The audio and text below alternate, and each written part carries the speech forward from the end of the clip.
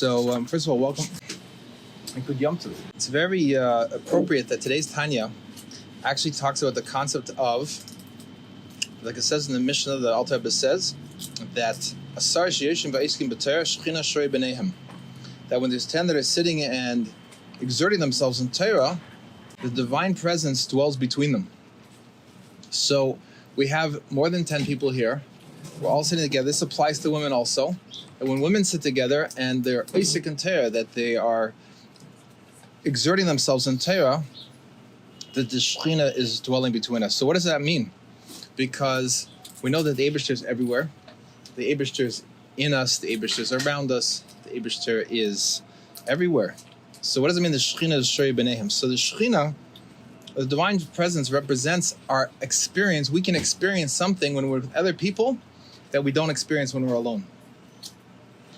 That we have to understand that the Eibishter created human beings to be in connection with each other. It's not possible to live in isolation. You cannot live in isolation. It's not physically possible. It's not emotionally possible. It's not mentally possible, and it's not spiritually possible for a person to live in isolation. Because really, the reason that Hashem didn't just create one person. You see, Hashem created one person, Adam Rishon, on Rosh Hashanah. So why can't one person be enough to recognize the Eibishter? That sounds like a really neat deal, right?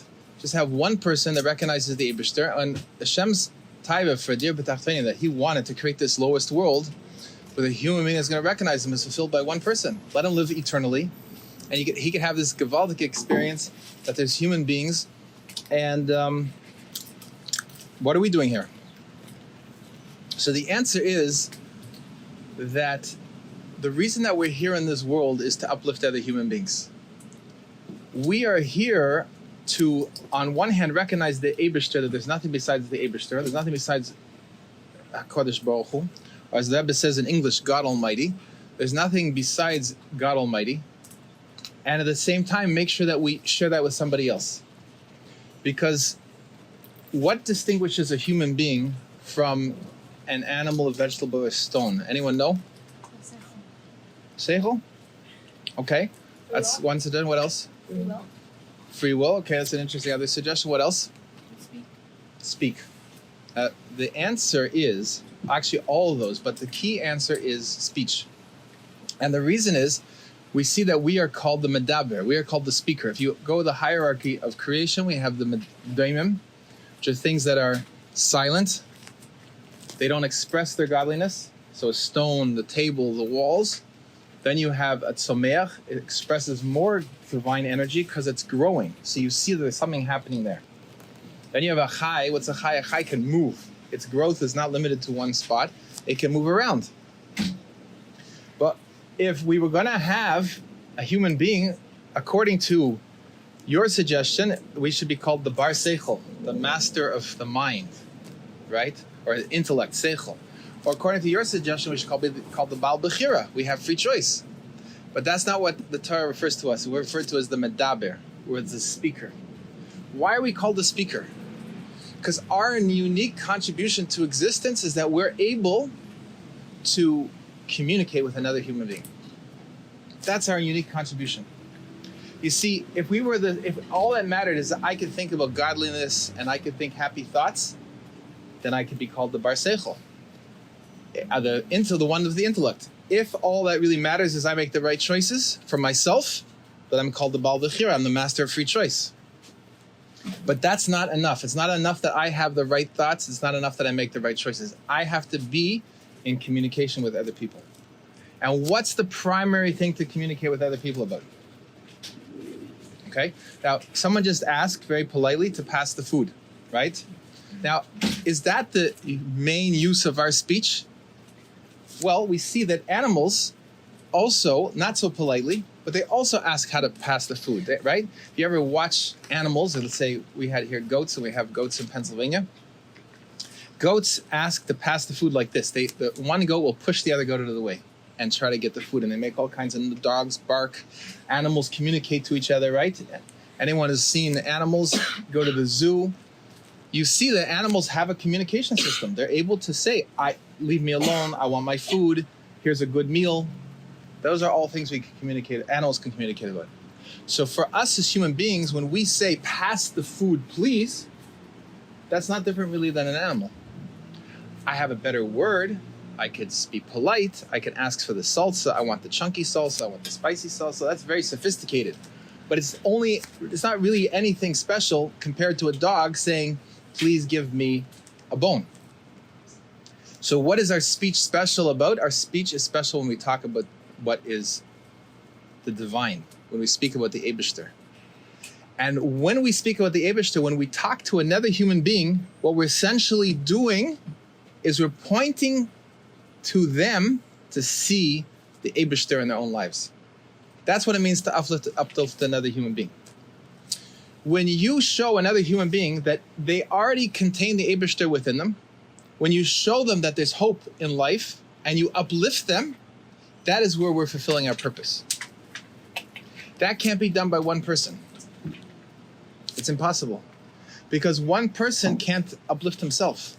Every one of us has ups and downs in life, right? Now, maybe none of you, maybe you're all different than everybody else, but every human being has ups and downs. How do you get through your downs? It's because someone who's not down is going to uplift you. They're going to smile at you, bring you a hot cup of tea. They're going to tell you that things are going to be okay. They're going to give you some sense of hope, and that's going to inspire you and help you get back on track. But that's on the condition, that gift is because you are now going to lift someone else. So we are all working together to uplift each other. So that's where the Eibishter is revealed.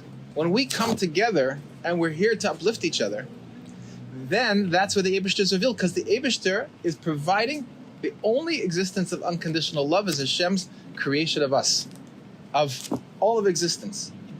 We don't have time to get into today, but really Shar Yichva Muna, which is the second section of Tanya, is all about knowing that the Eibishter is creating you and every other human being out of complete unconditional love. What we're meant to have when we learn Tanya is a feeling of completely being taken care of. Hashem is taking care of us in every way beyond what we could even imagine. Totally a feeling of being loved. That's what Torah is about.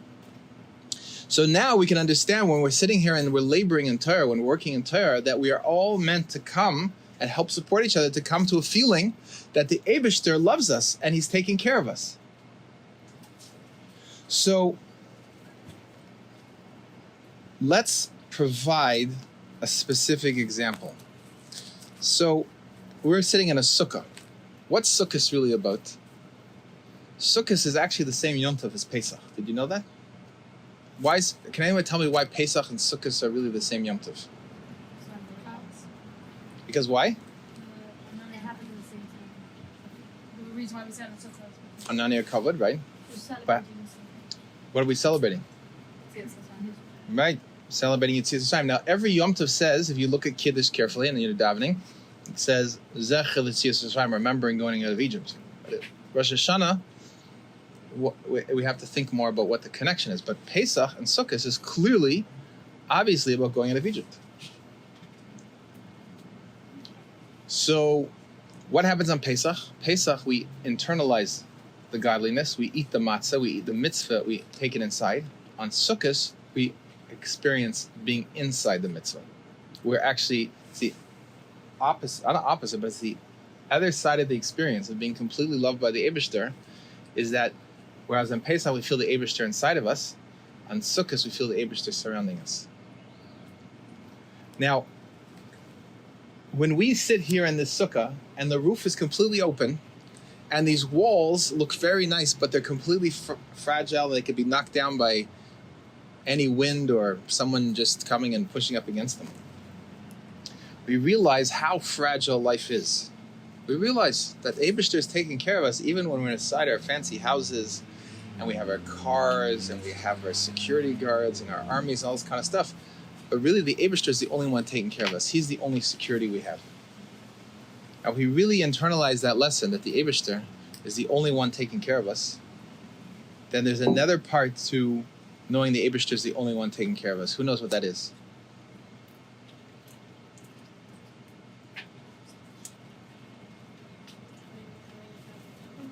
having betochen. What's the feeling of betochen? Anyone could describe to me what it's like to feel betochen? What? Trust.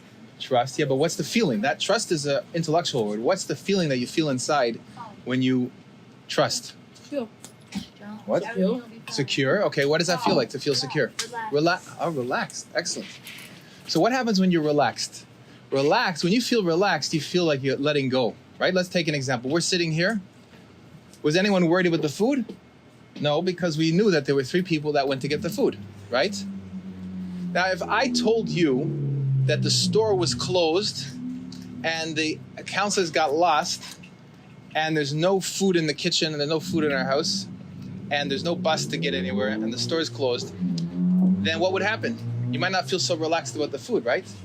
You were trusting that someone else is taking care of this for you. So therefore you can relax. You know that something's going to show up. You don't know exactly the details, but you know you can feel relaxed. So what really happened? You let go of thinking about the food and worrying about the food. You let someone else take care of the food for you.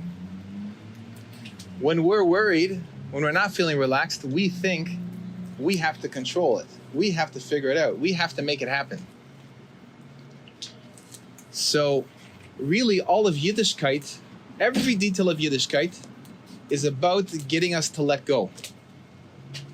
Every detail of Yiddishkeit is about letting us let go. Now, some people experience, you're going to say, let go. What am we have so many mitzvahs? We have to do so many things. We have to learn chita, so we have to daven, and we have to learn, and so forth. But those are also about getting us to let go. In fact, the more Hasidic a person becomes, the more relaxed they should feel. If you're feeling more intense and more anxious and more uptight and more like under pressure because the more you do, the more Hasidic you become, then you're missing something. You're missing a point over here. Because you are treating being from and Hasidishkeit as another thing that you're supposed to do to be in control of your circumstances, right? So you want to control your thoughts, you want to control your actions, you want to control the outcome. Maybe if you do things right, it's going to come out the way you want it to be. But in the end, you're all tense and you're all anxious. That's not the point. The point is, when we take a lulav and esrog, what's the difference between us taking a lulav and esrog on Sukkot and a yid who doesn't take a lulav and esrog? The difference should be that we are more relaxed than they are, because we see that everything came from the Eibishter. So we're not worried about how the crops are going to work out this year. And we're not, while we're harvesting the crops this year, we're not worried about how the crops are going to be next year. But the person is not taking a lulav and esrog, he's missing the opportunity, or she's missing the opportunity to let go of thinking about what's going to be with their income and their crops. What's the difference between us sitting in a sukkah and a person who's not sitting in a sukkah? A person is sitting inside his house and not sitting in a sukkah. He's worried about his house and the mortgage and how he's going to pay for it. And is the roof going to leak? And what happens if the government changes the rules? And what happens if there's missiles from here or bombs from there? He's worried about that. A person is sitting in the sukkah should be totally relaxed. Not just for sukkahs, but for the whole year. Because if we really take to heart the lesson, we realize that the Eibishter is taking care of this. Just like the counselors were taking care of the food, the Eibishter is taking care of all my security. So I don't have to worry about those things. Doesn't mean I don't have to do things, but I don't have to be worried about it. I can actually relax. So what I want to bring to highlight over here is that most Farbrengens talk about taking on more things. Talk about do more. Be more makpid at this, makpid at this. But I want to suggest the opposite. Not to not do anything and not take on more things. But to really look at yourselves, you're getting to the age where you can understand what you're really feeling inside yourselves. You can understand, are you walking around feeling anxious all the time? Are you worried about the future? Are you walking around with regret over what you did in the past? Are you worried if you're doing enough? All these thoughts are the opposite of what the Eibishter wants us to be thinking about. He wants us to do all the mitzvahs. He wants us to do all these things because he wants us to have another opportunity to let go. So every time I say a bracha, I have to say a bracha on this food. It's not supposed to make me tense to say the bracha. It's supposed to make me relaxed to realize that everything's coming from the Eibishter. That's what's supposed to happen when I say a bracha. Every mitzvah is here to teach me to let go. So, if you're lighting Shabbos candles, it's about letting go of your whole week and letting go of everything that happened and letting go, letting the light into your lives. You're not trying harder to try to force your life to be lit up. You're trying to let go of the idea that you can control how the world works. You can try to let go. You've got to let go of trying to control what other people are doing, saying, and thinking. So you now become relaxed around other people. You don't need to try to control them or manipulate them or to convince them to like you or convince them to agree with you. You can let all that go because that doesn't matter anymore. That's the Eibishter's chezron. You could let go of that and you could relax being yourself. Because it's not about trying to get people to like you anymore. What happens when you try to get people to like you? It's the same thing as I want to make it rain. Right? I want to make it rain because I have crops and I have to get the crops to grow. I have to get the equivalent in our times. We have to make money, which is a short form way of planting crops. So the guy has to like me, has to hire me, has to pay my bills. I have to pay me now. These are all trying to control everything. So it's the same thing with trying to control the people around you. Trying to make sure your parents like you, your siblings like you, your friends like you. You could let go of all that. Because the same Eibishter that's taking care of making sure that you have food at this table and you have shelter and look at this beautiful, glorious creation we're sitting in is also making sure that you have exactly enough love and exactly enough friends that you need. You don't have to stress out about what anyone else is thinking about you. You don't have to try to get anyone to change what they're thinking about you. If you can internalize that, then you can walk into any relationship, and Amet Hashem, you're going to be blessed to get married soon, that you can, and look, it says in the Mishnah 18, right? In the Hasidic communities, they get married at 17.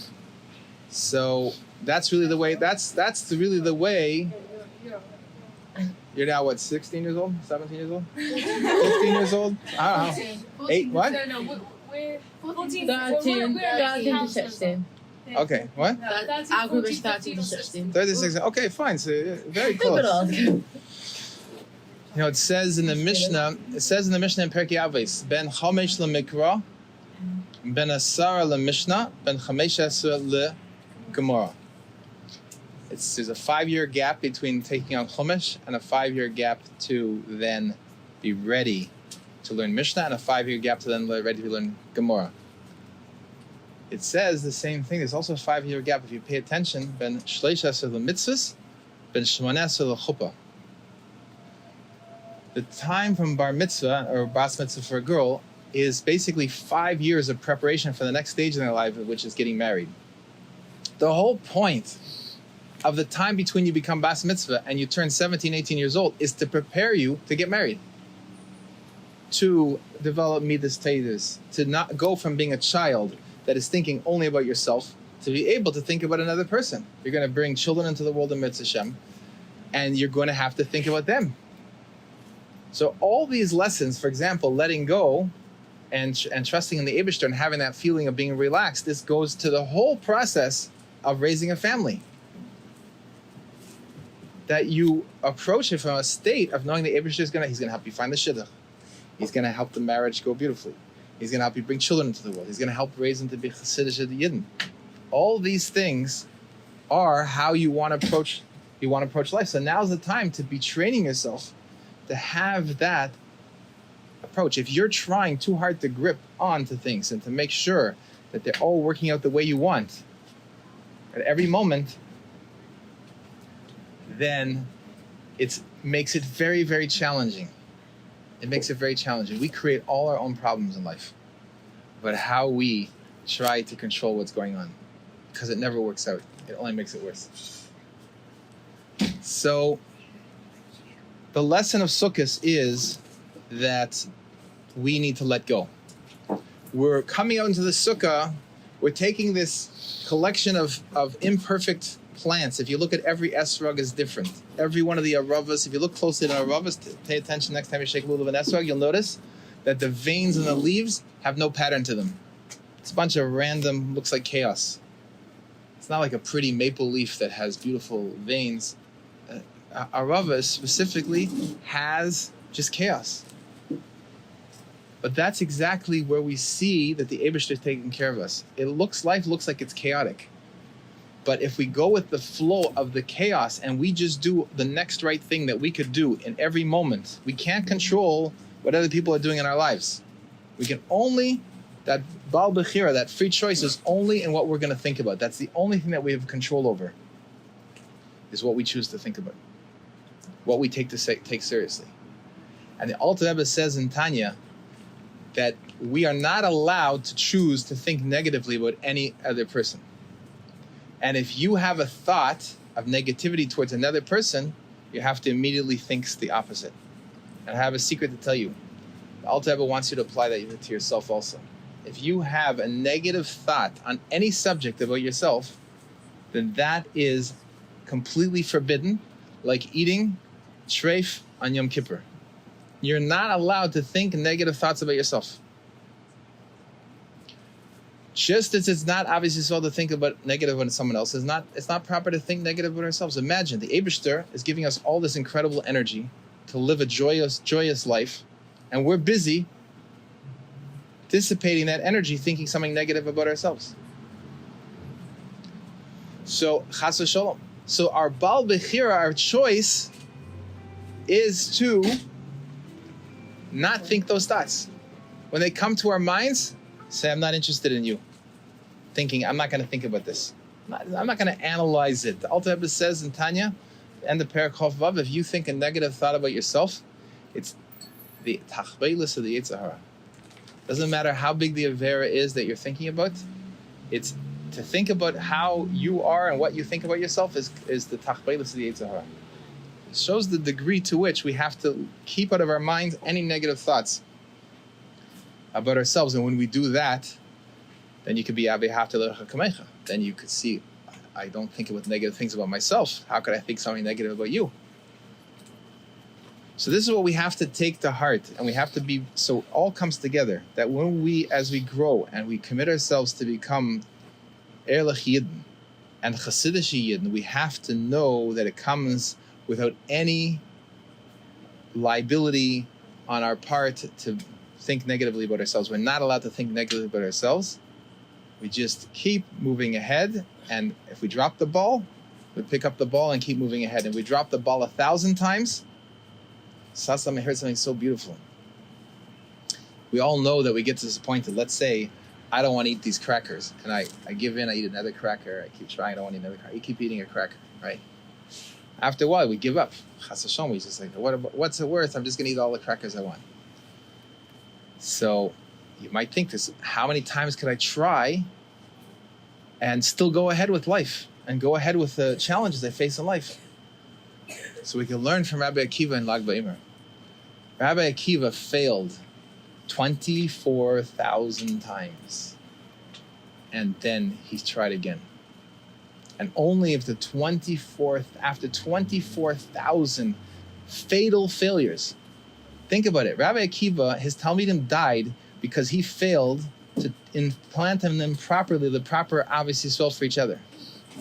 And after 24,000 failures that he's buried 24,000 Talmidim, what did he do? He started teaching the next Talmid.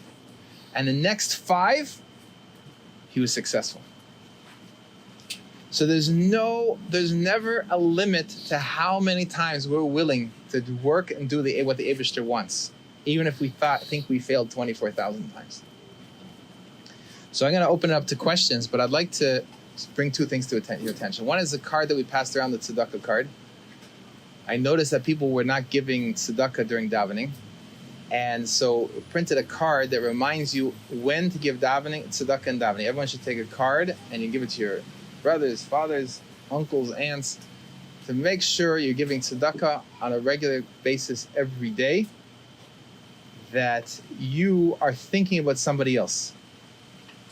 Now, actually, very interesting, the Rebbe says that the gateway to reaching our ultimate audience, which is the non-Jews, the real audience of everything that we're doing here, is to reach the non-Jews. Because the reason that the Rebbe spent 40 years talking to us and continues to talk to us is because he wants us to be prepared to fulfill our mission in the world. And our mission in the world as Yidden, the Rebbe says, is to teach the non-Jews that there's an Eibishter in the world. That is the mission of a Yid. The defining mission of Avraham Avinu was that he took upon himself that he is going to reach every single human being. And not only is he going to reach every single human being, he's called Av Haman Goyim. You know what that means? Avraham means, Av Haman Goyim means he's the father of the nations. Just like your father cares for each one of you, Avraham Avinu cares for every single one of the 8 billion human beings. The same way, he's the father of every single human being. And since we are the children of Avram, Yitzchak, and Yaakov, Sarah, Rivka, Rachel, and Leah, that means we have the same care for all of Hashem's children, all of our children, which is the rest of the non-Jews, the rest of the world. This is what the Rebbe taught us. We see that the way the Rebbe writes to the non-Jews, the way he talks to the non-Jews, the way it points out that we all come from one common ancestor. We're all descended from Avraham Avinu, that no one is superior to anyone else. That we should know that the Eibishter chose us as an Am Nifcha, Memlachas Kohanim, a Goy Kodesh. But that is to be of service to everybody. Just like the Kohanim in the Beis HaMikdash are of service to you and me, we are the Kohanim to the world. That's what it says in the Torah, Mamlechas Kohanim. So the Rebbe spent 800 pages in the Sicha speaking about teaching the non-Jews, about teaching Sheva Mitzvahs B'nai Noach. Because that's the mission of the Yidden. The Rebbe says that there's 613 commandments in the Torah, and there's an additional commandment on top of that B'nai Yisrael has to compel every single human being to know that there's an Eibishter and to serve only the Eibishter. The 613 commandments are a preparation for being able to teach the rest of the world the 7 commandments. Now the Rebbe brings, it's brought in the Gemara in Chulin, that there's not just 7 commandments, there's actually 30 commandments for the non-Jews.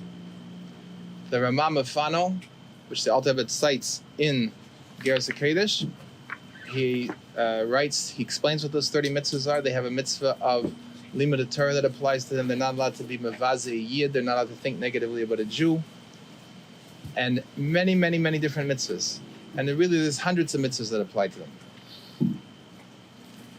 So we have to recognize that the Rebbe says that the shlichus, to teach the non-Jews, is equal responsibility as teaching the Yidden. In fact, the real reason that we have to bring the Yidden back to Yiddishkeit is because we need their help in reaching the non-Jews. There's 8 billion human beings, and our job is to reach every single one of them. The Rebbe says in the Maimer of V'yata Tetzaveh that if there's even one non-Jew in the world who doesn't know the Eibishter, then we are not experiencing the Eibishter properly. So the Rebbe, look inside. The Rebbe says that if the Ur Eliki is not revealed in Pina Nidachas, that does not mean the Great Rock of Australia. The Great Rock of Australia is the Pina Nidachas, but the Rebbe is talking about the guy, the Aboriginal that lives there, that he doesn't know about the Eibishter. That means that we're all suffering as a result in the Shechina and Gullus. The redemption of the Eibishter from Gullus is when every single human being knows the Eibishter. And if you paid attention to the Haftarah on Sukkot, you'll see that the whole Nevuah of Sukkot is that the Goyim, all the nations, are going to come up to Yerushalayim to celebrate Sukkot. Specifically in the merit of the Yidden trusting in the Eibishter and not knowing that the Eibishter is our security, we will not, knowing that we don't need any protection from anybody else or anything else other than the Eibishter, that's going to bring about a change in the nations. They're going to see that in us. We're going to talk to them about that, and they're going to completely change. So afterwards, I'm going to hand out a card that we printed to hand out to non-Jews and put in Judaica stores and so forth to ask. It says, what does God want from a non-Jew? And it has all the questions that non-Jews are asking. But this is our responsibility. And every day that we delay in teaching the non-Jews, more and more Yidden are at risk.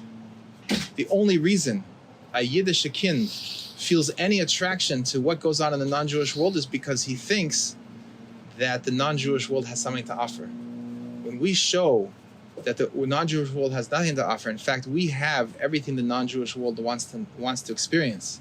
The simcha of knowing the Eibishter is taken care of. It's the same betochen that we have to teach them. That the Rebbe said Shar Chayvus Levaveh should also be learned by non-Jews.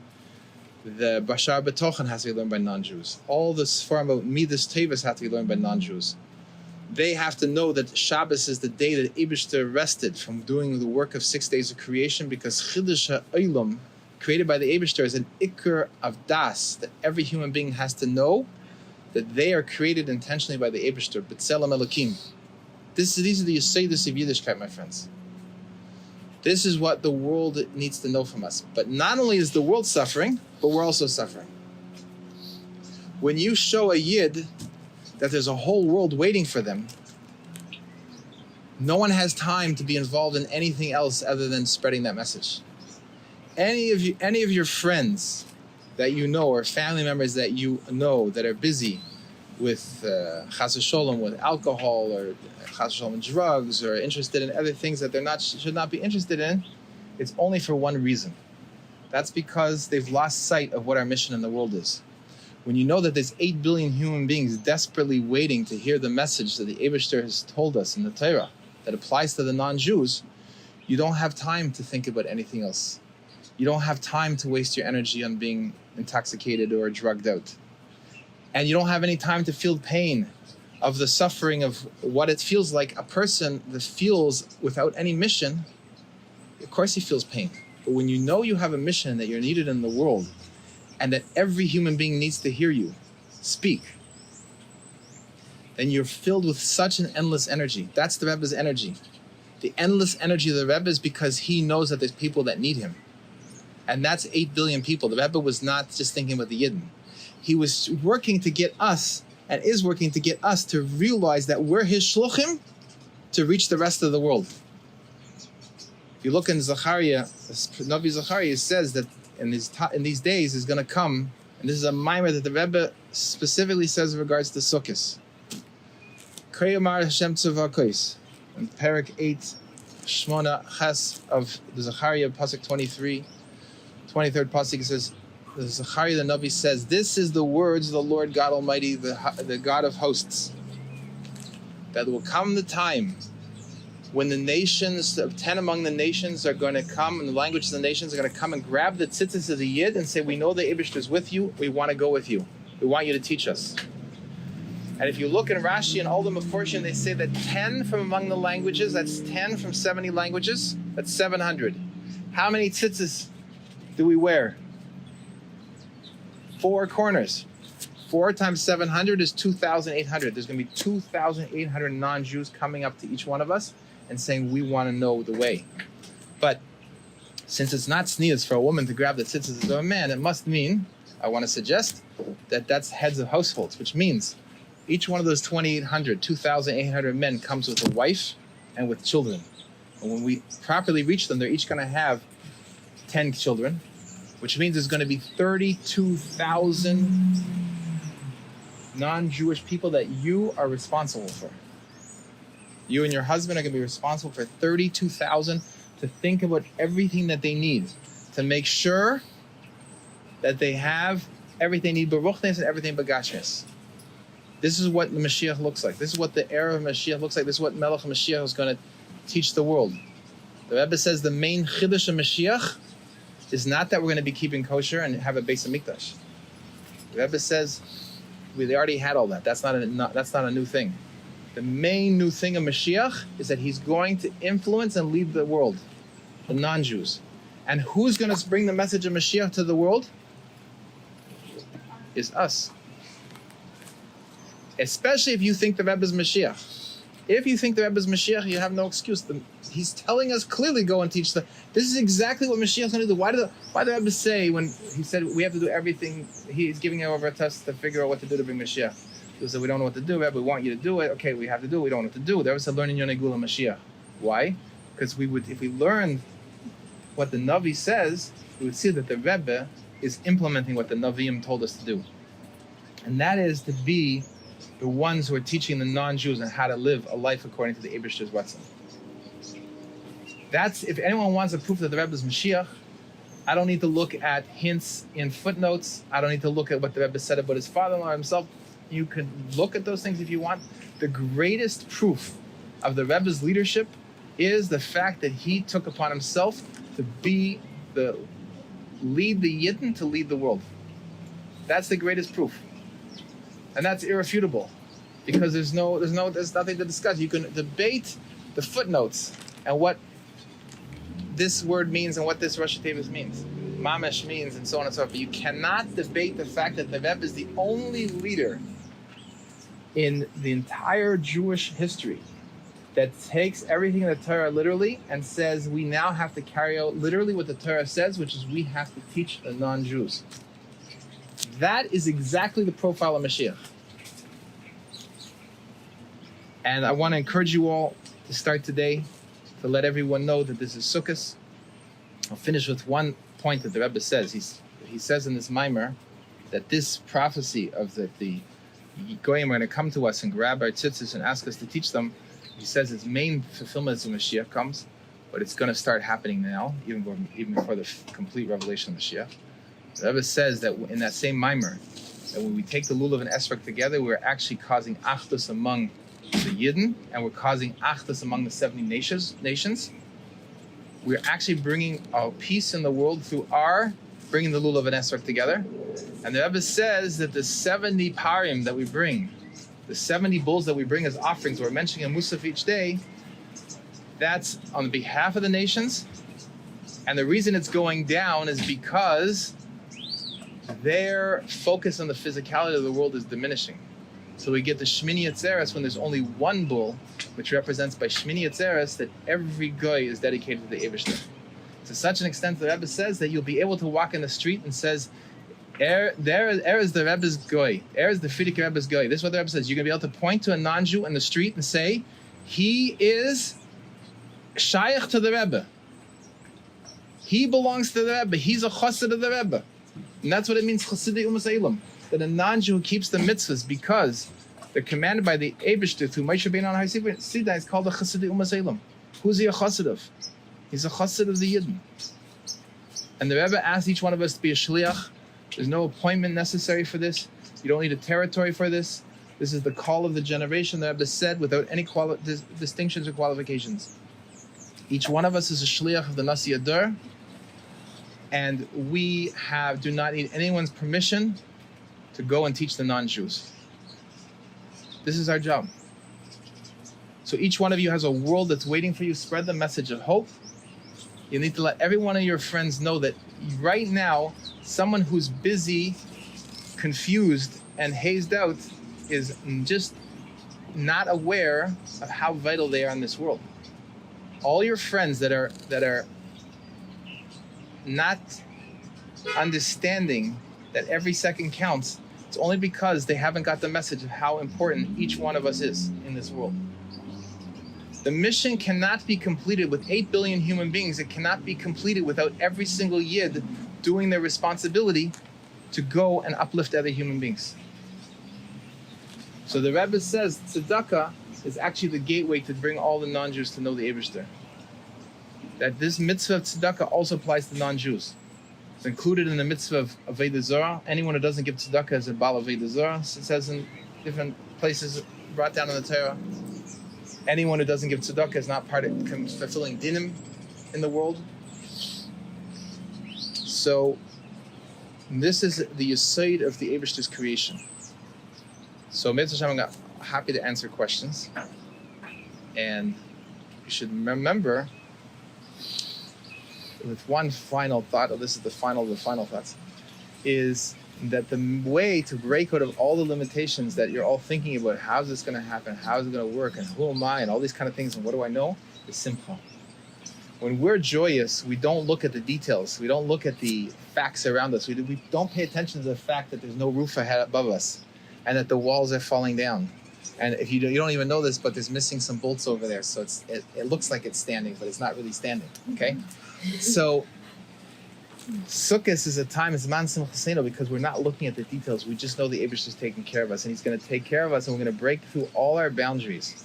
We're going to find the right words, the divine yotzim in alev, nichnasim alev, to speak to our family members, to speak to the other Yidden, to speak to the non-Jews, to uplift them, to know that there's a caring, loving Eibush there. And the more you speak about this to other people, the more you're going to believe it yourself. The more the reason the Rebbe sent us on shlichus is because there's a practical reason. We have to bring the Yidden to know the Eibush. We have to bring the non-Jews to know the Eibush, but He knows us also. If we're not actively uplifting other human beings, then we are chas v'sholom liable to be sinking into our own thoughts that are not taking us to good places. So therefore, we always have to be uplifting another person. So this is the real mission that the Eibush gave us through the Rebbe, and through all the leaders of all the generations. The Moshe ben Aaron generation is to go out and reach every single human being, uplift every single human being, and they're going to uplift us, and that's what Mashiach looks like. Chaim.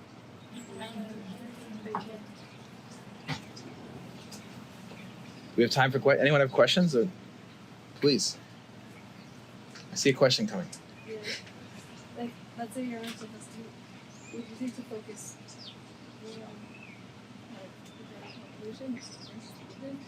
So the Rebbe says in a Sicha Tekinas Shluchim, I think it's in Tafshin Nun, the Rebbe says that the tafkid of the Shluchim is to be mishpia on the Yidden v'eid v'gamze ikar al umas ha'elam. The Rebbe's language Rebbe uses is has to be influence the Yidden, and you have to influence the non-Jews, and he says v'eid, and also, and this is essential, and this is also essential. I mean, the Rebbe says you can't differentiate, you cannot prioritize, you have to do both. And the reason that applies is because what you'll discover when you start speaking to non-Jews is you'll understand the Torah much better than you could possibly understand. When you have to explain concepts in Tanya and Sharich Emunah to a non-Jew, I experienced this myself. The Rebbe says, teach them Sharich Emunah. So I started to learn it with them. I realized they didn't understand it. Until I had to teach them and I had to explain it to them on a way that they could understand it, I came to understand the Eibusher's love for me in a completely different way.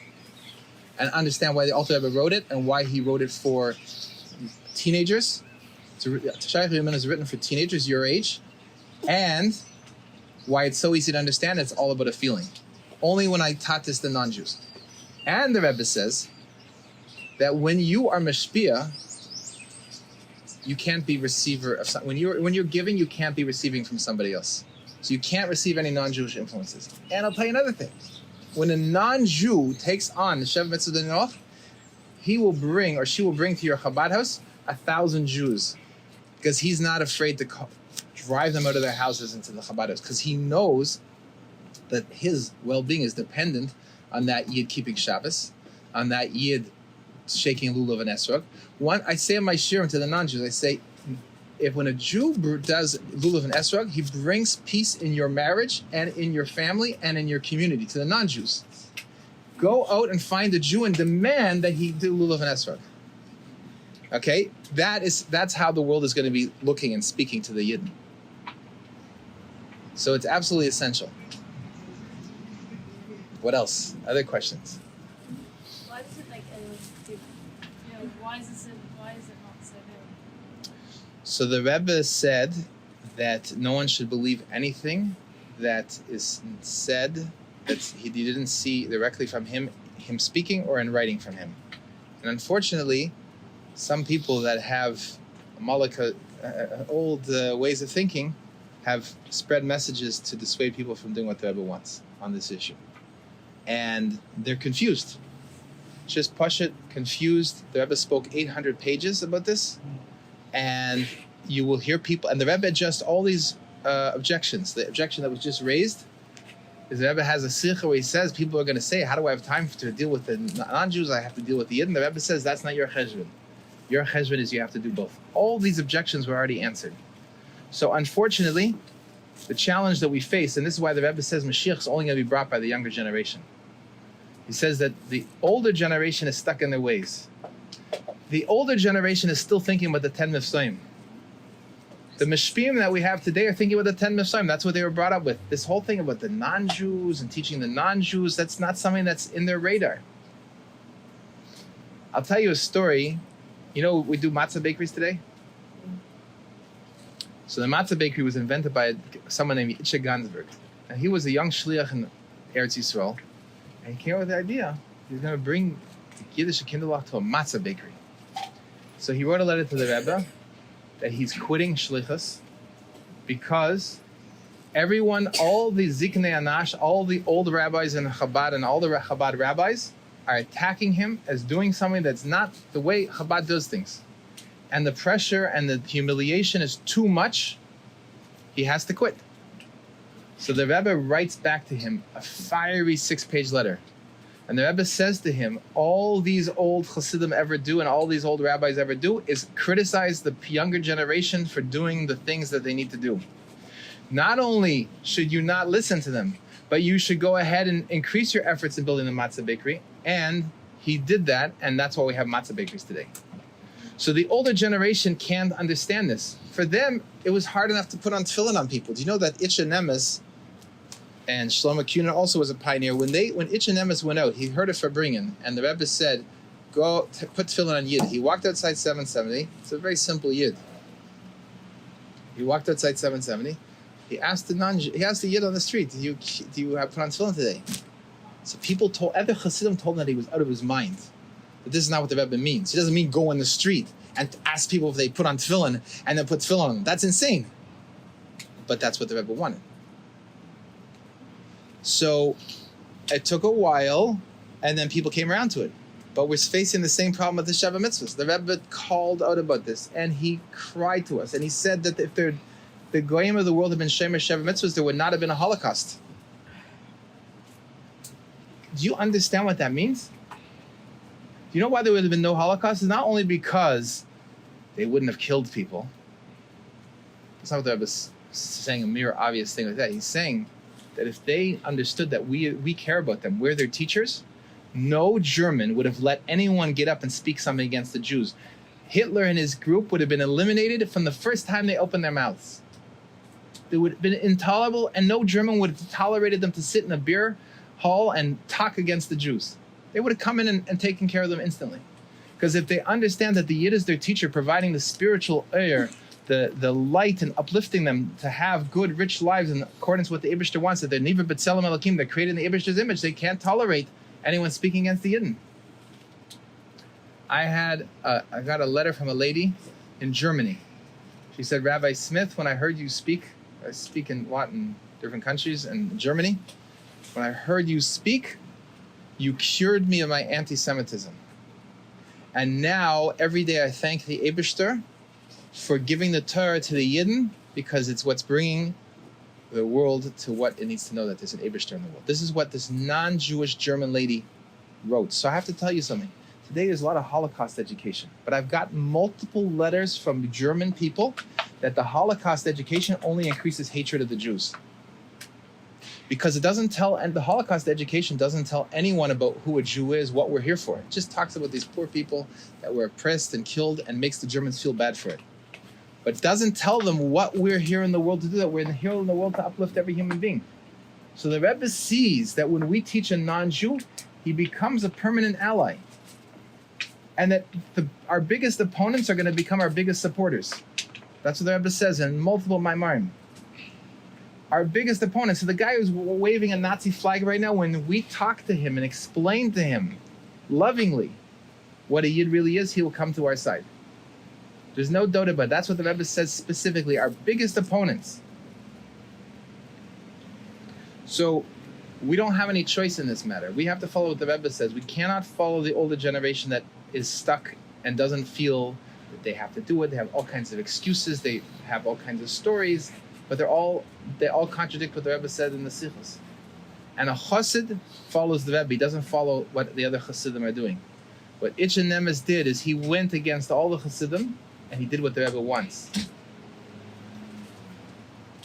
Itche Gransberg went against the Chassidim. He did what the Rebbe wants. Shlomo Kuhn went against what the Chassidim were doing and did what the Rebbe wants.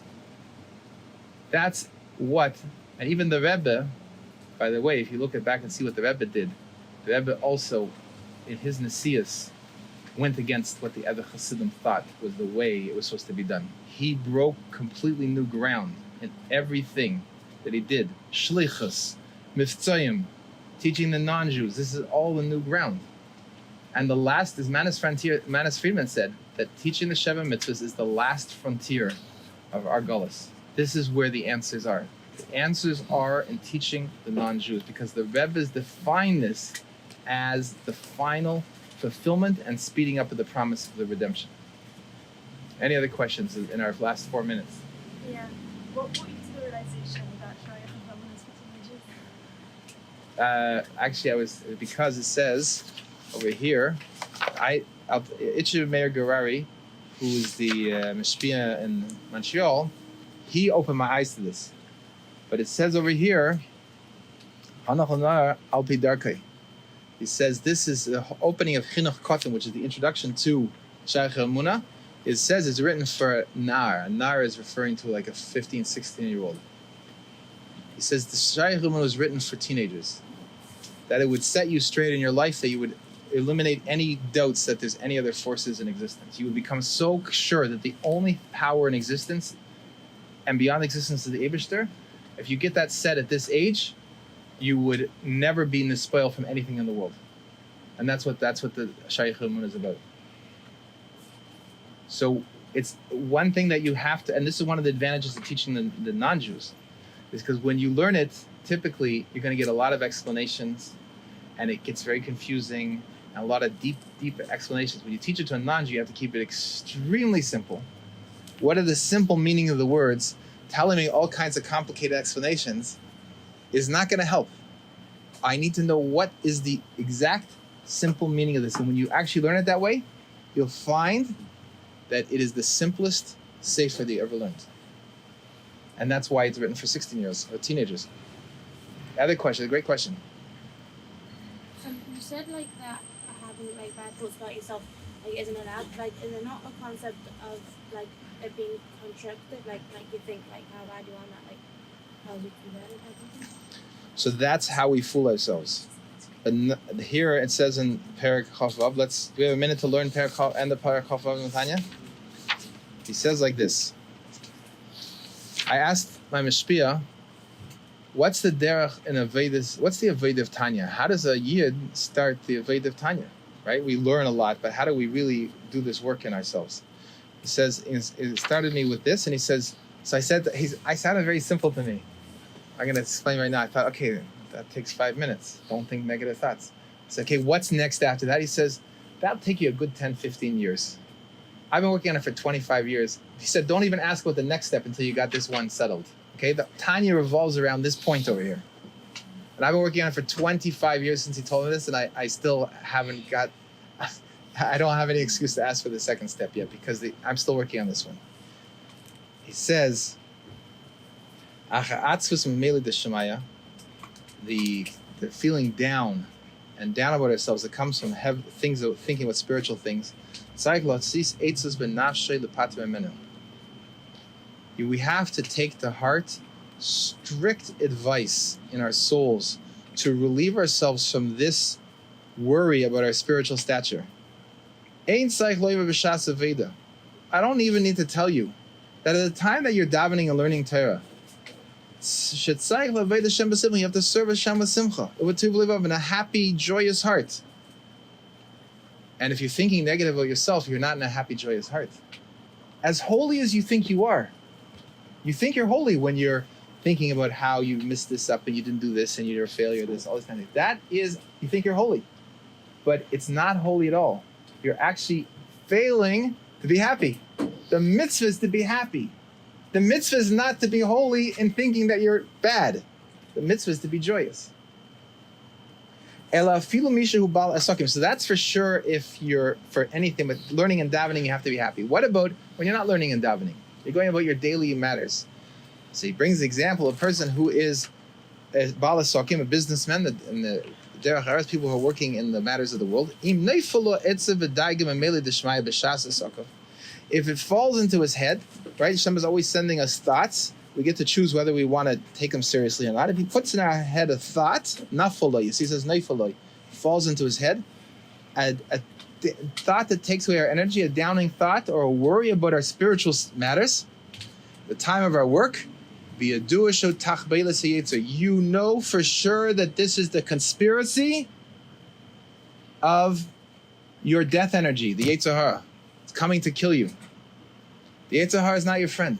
It's not coming to try to tell you, oh, you know what, if I do this, it's going to be good for me. The Yetzer Hara wants to take us away from the Eibishter and leave us alone, feeling alone, so it could kill us. That's what the Yetzer Hara does. And that's where thinking goes. As soon as when we start, that's exactly what it's doing. Why? As soon as I think I did something against the Eibishter, I start thinking that I'm separate from the Eibishter. He doesn't love me. And therefore I'm alone. So if I'm alone in the world, why don't I just do whatever I want? Why do I need to keep doing these other things? Now, you might say, okay, I'm still not going to go to any extremes. But you're already starting to just go down a track of thinking that you're separate from the Eibishter, chas v'sholom. So this is the death energy. What's the conspiracy? Kedei lahapiloi achakach b'taivas has v'sholom. In order to propel us and to trip us up and to throw us down afterwards into taivas. God forbid. What's a taiva? Taiva is we think we need something. You see, when I know that the Eibishter loves me, I don't need anything. You could take all this food away. You could have my house. You could have everything. I'm okay. The Eibishter is taking care of me. What's a taiva? Taiva is I think I need something to fill a hole that I'm experiencing that I don't have what I need. That's what a taiva is. So a person needs food, or more than what he's meant to eat, or he needs some sort of experience more than what he needs to eat. All these things are taivas because I'm trying to fill a hole that comes from a misunderstanding that I think I have a hole in the first place. So that's the trick of that's the conspiracy. Not just the trick. Don't think that the Yetzer Hara is like a simple fool. The Yetzer Hara is a master of conspiracy. He's got a whole lineup of conspiracies ready to take us in this direction. Like we know. She'im loy kain, if this wasn't the case that it's the conspiracy of our death energy,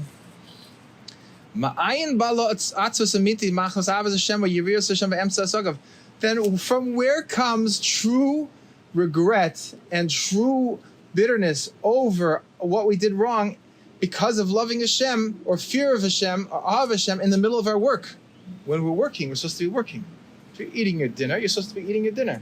If you're busy doing something for work, you're supposed to be thinking about that, not thinking about why you're not up to what you need to be doing.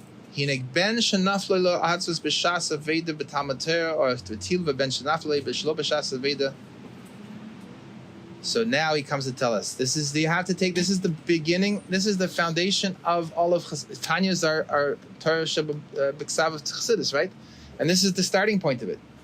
So this you have to set as your standard in life. This comes ahead of everything else as a standard. That whether or not these thoughts of negativity about yourself come at the time of your davening, or the time of your learning, or at the time you're doing other things in the world, this Zeis Yosim Alibai, take this onto your heart. Ki ein hazman grama ke'es la'atzus amiti afilu l'daigas aveinus chamurim b'chas sholom. This is not the time to have true regret and feeling down, even about very, very severe averas chas sholom. Whatever the worst avera that you did, chas v'sholom, it's not the time to think about it now. Now listen to what we just said. You can't be thinking about it when you're davening. You can't be thinking about it when you're learning Torah. And you can't be thinking about it when you're doing other work in the world. So when is there a time to think about this? There is no time to be thinking about this. Now he's going to tell us there is a time that we can create to think about this. However, until you set that up and you know how to do that, you're not allowed to think anything negative about yourself. I'll tell you what it is, but you'll see that you're not really doing it, and I'm not really doing it. So we don't have permission to thinking anything negative. Rak lezeisai kavius itim v'shas akesha b'yishuv adas. To really be concerned about your things you've done and where you're holding, you need to set fixed times at a proper time when your mind is settled to godless Hashem, Asher Chatala. You have to think about the greatness of the Eibishter, that you've missed the mark with him. Achet is missing the mark.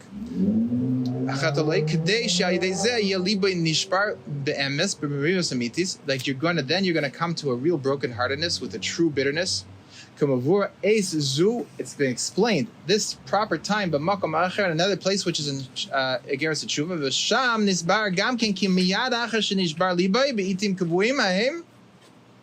It's also explained there that immediately after you have this heartbreaking experience, and especially set aside time that you focus in great depth on the greatness of Hashem. And notice over here, my dear friends, it says B'Gedulas Hashem. Gadol is explained in Shayach V'Amuna. It means Hashem's Chesed Chinam, His unlimited love for you. Gadol means love. That's what he says. When you say Hakel, Hagadol, Hagibor, and Shemona Esrei, you're talking about Hashem's love for you and all of creation. So after you've thought about how much He loves you, then you're going to be brokenhearted. That is only at these set times. And then you have to miyad after you have your heart broken at these specific times, then you remove it from your heart completely, the worry. And you believe with complete faith. Emunah shlema. Just as much Emunah Shlema, you believe Mashiach's coming? You believe that the Eibishter created the world with the same Emunah Shlema? You believe He wiped away everything that you did wrong. It's gone. And He is Rav L'Sleach. He forgives you again and again and again and wipes it away completely. And this is the true joy in the Eibishter. As the Rebbe would say in English, the Lord God Almighty, that comes after this process of feeling bitter about your mistakes. So you see the process when the right time is set aside and you think about it, it's all a feeling of being loved by Hashem and feeling a tremendous joy afterwards, and you know that everything's been wiped away. These thoughts that come to your head, why did I do this, and what am I worth, and how am I done, and why am I here? All these thoughts are 100% falsehood. There's nothing holy about them at all. It's not holy. It's not Chassidish. It's not Yiddish. A Yid is not thinking about his negative faults. A Chassid is not thinking about his negative faults. If we're Chassidim of the Alter Rebbe, he's telling us, he's freeing us from any thought about anything negative about ourselves. And if about me, then how much more about you? Right? If I can't have any negative thoughts about me, how could I possibly have a negative thought about you? Because I know that there's no room for negative thoughts about me, and you, I don't even know what's going on in your head. So how could I possibly have even the slightest negative thought in my head about you, no matter what you do? So that's the answer to your question. And if you could learn this, it's on page Lamed Gimel on the bottom. I'm going to show you here so you can look it up yourself. When you go home on your bus ride, when you get home, you're going to have a lot of things, dancing, all kinds of wonderful things to do. But learn this again. To cement this, learn this every day from here. These last few lines over here from the two dots, the last 3.5 lines to here. Okay? Maybe Chayla will send you the recording if you want to listen to this part again, so that you could remind yourself again and again and again that there's no room. If someone came into you here right now and said he's bringing a statue of Avodah Zarah, he's going to give you $1 million to bow down to it, you'd be like, get out of here. I don't want to even spend a second with your Avodah Zarah. Get the Avodah Zarah out of here. Because someone offers you a delicious looking treif hamburger with cheese on top, right? No one's going to eat it. So what's the difference with a negative thought? It's even worse. The negative thought is even worse. Because the negative thought, if you eat a treif hamburger right now, you know it's not holy. So you're not being fooled. You know you made a mistake. and you move on. But if you think a thought about how you are not davening well enough, you don't say chitas well enough, or maybe you don't even say chitas at all, or you don't do this, and you don't have enough Ahavas Yisrael, all these things, you're not a big enough chassid, you're not a big enough this, that you confuse and you think it's holy. So what happens when you think something's holy? You think it's good to do it even more, right? Holy things, we want holy things, let's do it more. And you know what happens? That's the conspiracy of the Yetzer Hara. The conspiracy of the Yetzer Hara is to fool you into thinking it's holy, so you'll pile on and do it even more and more often all the time until you're walking around. You can't even feel the joy of life because you're so holy that you're fixated on how you're not enough. So the answer that Alter Rebbe is saying is scrap it at its core. Do not debate it about whether or not your chitas is enough or whether your davening is enough or any of these things. Scrap it. And anyone who tells you differently, if you walk out of a farbrengen feeling bad, you know that the person didn't get the message of Tanya. Any time that you walk out of any Torah experience, any davening experience, any sitting with chaverim, any sitting within a farbrengen, you should walk out feeling like you were the most important, most incredible creation on the planet Earth ever in the history of the world, because that's the truth. Because the Eibishter is lovingly and intentionally recreating you now exactly the way that you are. If he thought there was something wrong with you, he would fix you. The fact that your issue, whatever you think it is, hasn't been fixed since the last second to now is because the Eibishter thinks that you're perfect and deserving to be created exactly the way you are at this instant now, again and again and again and again.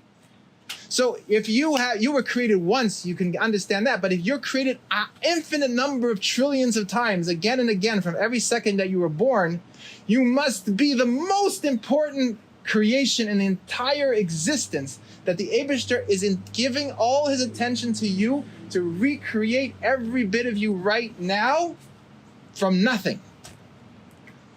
You're not a leftover from the last moment.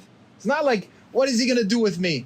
I was here a minute ago. He just didn't get around to getting rid of me yet. No, I don't exist right now. That's what it says in Shayach Emunah. I don't exist, and I'm brought into existence. Again, Brias Yesh Ma'ayin is every instant from nothing into something. I have been brought into existence right now from nothingness. The Eibishter has a choice at every instant because I revert to a state of nothingness at every instant. So that if I'm here this instant, at this very instant, the Eibishter made a personal, loving, and intentional choice to recreate me and you and you and you and you and you and you and you and you and you and you and you and you and you and you. Okay? You cannot exclude yourself. Oh, he's talking about the better people. He's talking about the people like the holy people. No, he's talking about you. And he's talking about every single human being. Because the Eibishter is creating each one of them also. So you want to now know that whenever you hear someone speaking, if you don't walk out feeling that you are the most special, incredible creation in the history of the entire universe, then the person who was speaking to you was missing something of what the Alter Rebbe is teaching. And you have to put aside what they had to say because they did not connect you with the truth. The truth is that you are the ultimate of the Eibishter's creation. And that applies to every human being. And on top of that, as Yiddish Meidlach, you are the ones that have a neshama mushrosh in Atzmos. You're connected to the essence of the Eibishter. You have even advantages over every other human being. Every other human being is so incredible. And you and all of us, Baruch Hashem, are Ata v'chatanu mikol ha'amim. The Eibishter brought us together and he chose us and he loves us. No matter what we do, the Eibishter loves us. That's an incredible reality. And that's what you have to march out of here feeling.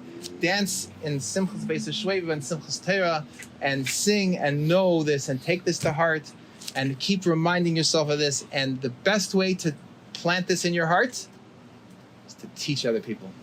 Because every human being that's not here right now is suffering at this moment because they don't know what we just talked about. And that includes the people with the biggest, whitest beards and the best, most Hasidic people and the people in Williamsburg and Crown Heights and Kfar Chabad and Bnei Barak and everyone's, not everyone, but a lot of people are operating on a lot of misconceptions. And you have the koyach to be able to uplift them. And then now, if we say all those places, imagine the Bronx and whatever neighborhoods you don't go into in London, right? The people are suffering there even worse, right? So there you go. Go with that message of hope. The Goyin Yaakov is to walk with our heads held high, knowing that we have the Eibishter with us. A Yid is invincible. We are invincible because we are intentionally a creation of the Eibishter at this instant. And you should have a good Geben Shior and a year full of Simcha. If you walk out with this one point, every minute that you remember this and push away the other thoughts, you are going, what's going to be there? Automatically and innately, the Eibishter created us to be full of joy. Because we are created to, every living thing is joyous. A robin wakes up in the morning, a bird wakes up in the morning, sings. Everyone's singing to the Eibishter. Only we get confused by these thoughts, thinking it's holy to think thoughts that make us feel bad. So the Rebbe comes along and says, no, scrap those and you will naturally just feel uplifted, you'll feel lighthearted, you're going to feel simcha, and you're going to spread that to everyone else. Good Yom Tov, L'chaim. Thank you. You're very welcome. Shall all be benched. We're benched.